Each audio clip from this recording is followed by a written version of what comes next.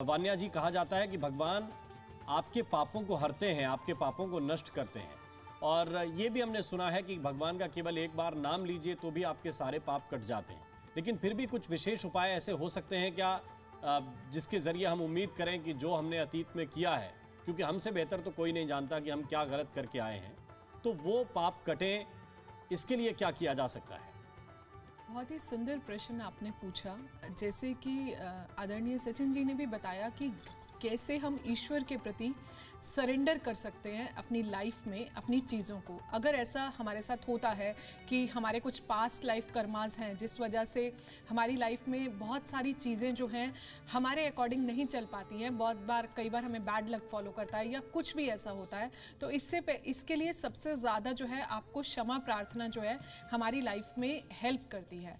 जो भी हमने जाने अनजाने में अगर किसी का भी मन दुखाया है, किसी का भी दिल दुखाया है, तो क्षमा प्रार्थना जो है हमारे जीवन में हमारे बैड कर्मास बैड लक को काटती है। सबसे पहले हमसे जो भी गलतियां हुई हैं, किसी से भी अगर हमें लगता है कि हम उन्हें जानते हैं, किसी नोन के हुए, तो आप उनसे सॉरी बोलिए। दुर्गा सप्तशती में भी क्षमा प्रार्थना है, आप क्षमा प्रार्थना पढ़ सकते हैं। अगर आपको कभी ऐसा लगता है कि आप सामने वाले के पास जाकर माफ़ी किसी भी रीज़न से नहीं मांग सकते, तो आप भगवान के आगे मेडिटेशन में उस बंदे को जो है एक सॉरी जो है फॉरगिवनेस ज़रूर मांगे। इसके बाद जो है आप सर्वे भवन्तु सुखिना सर्वे संतु निरामया सर्वे भद्राणि पश्यन्तु माँ कश्चित् दुःख भाग भवेत्। आप सबके लिए जीवन में सबके लिए अच्छे की कामना करें, सबके सुख की कामना करें, सबको अपनी लाइफ में हीलिंग भेजें, क्योंकि यूनिवर्स का भी एक लॉ होता है, जो हम देते हैं वही हम लाइफ में रिसीव करते हैं। अगर हम लव भेजते हैं तो इन रिटर्न भी हमें लव ही मिलता है, अगर हम हेट्रेड भेजते हैं तो वहाँ पर हमें हेट्रेड मिलती है। जब भी आप अपनी सोच को पॉजिटिव रखिए, ईश्वर के सामने आप जब भी बैठते हैं, आप श्री कृष्ण के सामने जब भी बैठे, तो आपने पूरे दिन को एक बार आप विजुअलाइज करो कि आपने पूरे दिन में क्या गलतियां की हैं। कहीं हमने जाने अनजाने में किसी का दिल तो नहीं दुखाया। उसके बाद आप मंत्रों का जाप करें, श्री कृष्ण गोविंद हरे मुरारी हे नाथ नारायण वासुदेवा।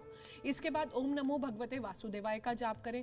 वीरवार को जो है आप एकादशी का व्रत रखें।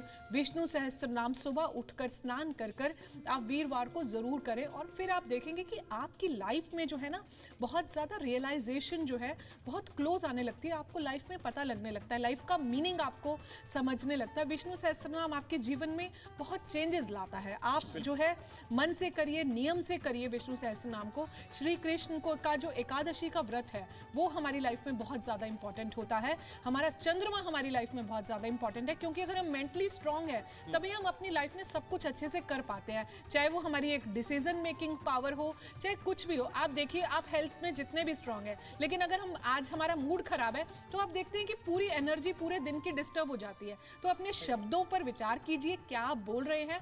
आपके शब्द जो होने चाहिए बहुत ज़्यादा पॉजिटिव होने चाहिए।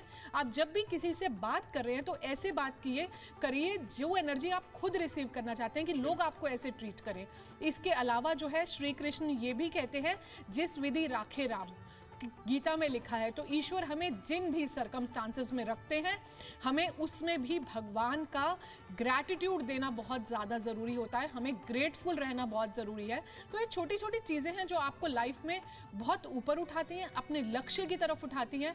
किसी भी एक्स्ट्रा बात में आप अपना टाइम ना वेस्ट करके सिर्फ अपने गोल्स की तरफ ध्यान दीजिए। ईश्वर पर सरेंडर कीजिए, विश्वास कीजिए, बिलीव कीजिए, सरेंडर कीजिए। आप जो भी कर रहे हो उसे भगवान को जब आप सरेंडर कर देते हैं और अपनी कड़ी मेहनत के साथ उस चीज को करते हैं, तो ईश्वर का हर मंत्र फलित होता है। मैं कहती हूँ हर छोटा जाप भी फलित होता है। आप एक दीपक भी देसी घी का जला देते हैं तो ईश्वर उससे भी प्रसन्न हो जाते हैं। भगवान सिर्फ हमारी भक्ति को देखते हैं, हमारे भावों को देखते हैं, हमारे इमोशंस को देखते हैं। कोशिश करिए अपनी तरफ से आप कुछ भी ऐसा ना कीजिए जो किसी का निर्मल मंजन सो मोहि पावा, मोहि कपट छल छिद्र न भाव। प्रश्न लोगों के मन में यह है कि अगर बच्चे सही रास्ते पर नहीं हैं, माता पिता साथ में रह रहे हैं, प्रेम पूर्वक रह रहे हैं, विधि विधान से सारी चीज़ें कर रहे हैं, इसके बावजूद अगर बच्चे भटक गए हैं तो उनको सही रास्ते पर लाने के लिए क्या उपाय किए जा सकते हैं? राम जी, आपने बहुत ग्रेसफुली, सबसे पहले तो मैं बोलूँगी कि ईगो की जो डेफिनेशन, जो अहंकार की आपने डेफिनेशन बहुत ही ग्रेसफुली सबको बताया कि हमारे जीवन में या तो अहंकार होता है या फिर प्रेम होता है। अब तो जितना हमारा लाइफ में ईगो होता है, हमारी डाउनफॉल भी उतनी ज़्यादा होती है। इसलिए हमें जीवन में हमेशा बहुत ही ग्राउंडेड रहना चाहिए, हम्बल रहना चाहिए, चाहे हम लाइफ में किसी भी पोजीशन पर हों। लेकिन अगर आपके अंदर एक हम्बलनेस है तो आप कभी भी देखेंगे आपका जो आभा मंडल है, आपका जो ऑरा है, वो हमेशा पॉजिटिव रहेगा। आप कितने भी उपाय करें, लेकिन अगर आप अपने बिलीफ सिस्टम से, अपने फेथ से पॉजिटिव नहीं है, आप कर रहे हैं, जैसे ये सेम चीज़ अभी भावना जी ने भी बोली कि हमारे सबकॉन्शियस माइंड में बहुत ज़्यादा पॉजिटिविटी होनी चाहिए, तभी जाकर वो जो उपाय हैं वो हमारे जीवन में फलित होते हैं। अब मैं जल्दी से आती हूँ आपके क्वेश्चन पर, जहाँ पर आपने ये पूछा कि पेरेंट्स जो हैं वो संस्कार बच्चों में कैसे आ सकते हैं कि बच्चे अगर भटक गए हैं। तो सबसे पहले तो जो भी बच्चों की जो अपब्रिंगिंग होती है वो एक घर से ही शुरू होती है। इस दिन जो है माँ बाप को जन्माष्टमी के दिन अगर बच्चों को रिचुअल्स नहीं पता है तो ये रिचुअल्स उन्हें बच्चों को भी सिखाने चाहिए।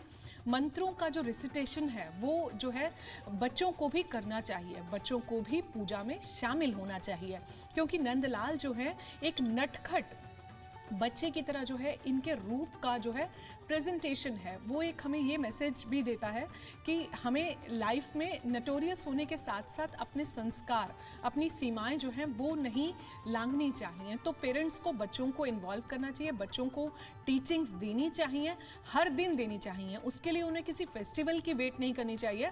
और थोड़ा सा एक चीज़ मैं सभी पेरेंट्स को बोलना चाहती हूँ कि आप अपने बच्चों को जो भी सिखाते हैं वो पता नहीं कितने जनरेशन्स तक आगे जाता है। आप उन्हें प्यार सिखाते हैं तो वो प्यार आगे जाता है, आप उन्हें नफरत सिखाते हैं किसी भी रिलेशनशिप के लिए, जैसे सपोज आप किसी रिलेशनशिप को पसंद नहीं करते हैं तो वो चीज़ आपने अगर अपने बच्चों को सिखाई तो वो हेट्रेड बहुत जनरेशन्स तक जाती है। तो मेरी सभी पेरेंट्स से रिक्वेस्ट है कि आप कोई भी हेट्रेड मतलब अगर आपकी फैमिली में भी किसी से नहीं बनती है, क्योंकि मैं एक चाइल्ड काउंसलर भी हूँ तो इस उससे भी मैं आपको बताना चाहूँगी, तो वो आप अपने बच्चों को मत सिखाइए, बच्चों को पॉजिटिव रहना सिखाइए, बच्चों की हर चीज़ पर आप यस मत कीजिए, क्योंकि उससे उनकी डिमांड्स और एक्सपेक्टेशंस बढ़ती हैं। बच्चों को भी भोग लगवाइए, जो भी आप भोग में बना रहे हैं, जो भी आप खुद प्रिपेयर करें अपने घर में, उसमें भी आप बच्चों का हाथ जो है ज़रूर लगवाइए। और जो प्रसाद आप खा रहे हैं, भगवान को चढ़ा रहे हैं, पहले आप भगवान को चढ़ाइए, उसके बाद जो है जो भी उसका एक पोर्शन साइज़ है वो आप अपने बच्चों को भी ज़रूर खिलाइए। उन्हें ईश्वर जन्माष्टमी हमें क्या संदेश देती है उसके बारे में बताइए, उन्हें श्री कृष्ण के बारे में बताइए, उन्हें गीता के बारे में बताइए, गीता के श्लोकों के, गीता के अध्याय के बारे में बताइए।